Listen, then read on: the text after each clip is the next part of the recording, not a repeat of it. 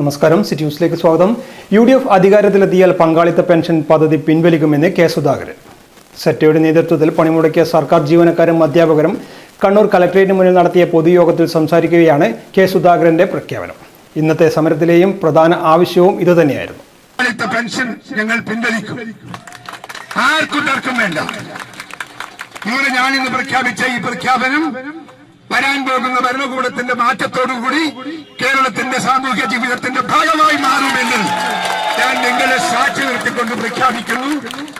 ഒറ്റയടിക്ക് ഈ നാടോട്, ഈ നാട്ടുകാരോട് നമുക്ക് ചെയ്തു തീർക്കാനുള്ള കർത്തവ്യത്തിന്റെ ഭാഗം മാത്രമാണ് എന്റെ പ്രഖ്യാപനം എന്ന് നിങ്ങളെ അറിയിച്ചുകൊണ്ട് ഔപചാരികമായി ഈ സമരം ഉദ്ഘാടനം ചെയ്തതായ.